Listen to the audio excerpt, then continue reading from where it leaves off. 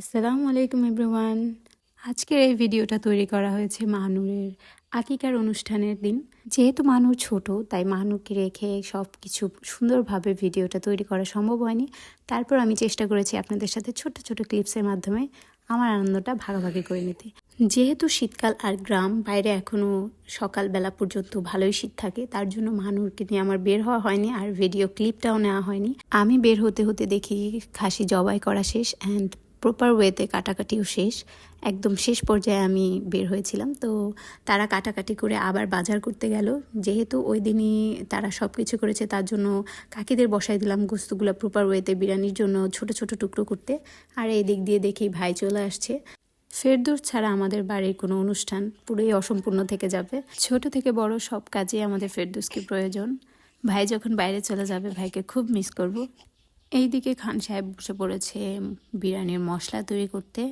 এগুলো গুঁড়ো করতে হবে, তার জন্য সে প্রপার ওয়েতে সব কিছু ম্যানেজমেন্ট করছে, যে কোনটা কতটুকু পরিমাণে দিলে বিরিয়ানিটাকে পারফেক্ট করে তোলা যায়, সেটাই প্রস্তুতি চলছে এখানে। এমনিতেই শীতকাল, তার উপর হচ্ছে গিয়ে ওই দিনই খাসি জবাই করে আবার বাজাই করে রান্না করাটা খুব টাফ হয়ে যাচ্ছিল।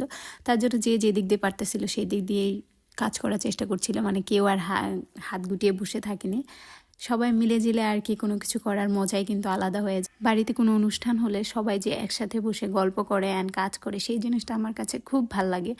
কিন্তু ধীরে ধীরে এগুলো চেঞ্জ হয়ে যাচ্ছে, এগুলো আর থাকবে না। মনে পড়লে খুব কষ্ট হবে।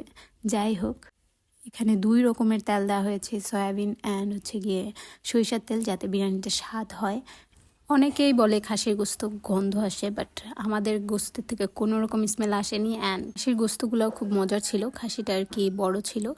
আর বিরিয়ানির জন্য এরকম ছোট্ট ছোট্ট আলু আনা হয়েছিল। রান্নার মাঝে নাস্তা হিসেবে ছিল আমিত্তি, যেটা কিনা আমার একদমই পছন্দ না। কেন জানি না, অনেকেই আমিত্তিটা খুব পছন্দ করে, বাট আমার ভালো লাগে না। আমার হচ্ছে গিয়ে জিলাপি পছন্দ, আর সেটা যদি হয় মাদ্রাসা থেকে দেওয়া, তাহলে তো সেটা স্বাদ কেন জানি বেড়ে যায়। যেহেতু সবাই কিছু না কিছু করছিল, তো আমি কি করব, তাই আমি একটুখানি শসা পেঁয়াজকে সাহায্য করছিলাম। বিরিয়ানি রান্না শেষে দই বেঁচে যাওয়ায় টক দইটা দিয়ে এখানে ঘোল তৈরি করা হচ্ছে। এখন হচ্ছে গিয়ে গোস্ত টেস্ট করার পালা, যে কতটুক সিদ্ধ হয়েছে। সবার কাজ করা দেখে, রান্না দেখে সে ভাবলো যে সেও রান্না করবে। মমর গায়ের ওজনের থেকে খুন্তির ওজনটা বেশি ছিল, তাই সে প্রপার ওয়েতে নাড়াচাড়া করতে পারছিল না। এইদিকে সবার খাওয়া দাওয়া শেষ পর্যায়ে মাদ্রাসা থেকে ছোট্ট ছোট্ট পিচ্ছি পিচ্ছি হুজুর এসেছিল, তারা খেয়ে চলে গেছে। এইদিকে আমি আর কারো ভিডিও করতে পারিনি, তাই শেষ ফিনিশিংয়ে অল্প একটু ক্লিপ নিতে পারছিলাম। যাই হোক, শেষ ফিনিশিংয়ে দেখি মাহনুরের তানহামুনি তার জন্য একটা কেক নিয়ে আসছে।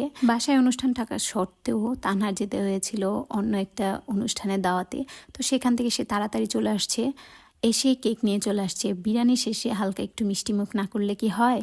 এই ছিল মাহনুরের আকিকার দিনের ছোট্ট কিছু ক্লিপ। আপনারা সবাই আমার মাহনুর জন্য দোয়া করবেন, তাকে যেন আল্লাহ নেক হায়াত দান করে। আজ এ পর্যন্তই। আল্লাহ হাফেজ।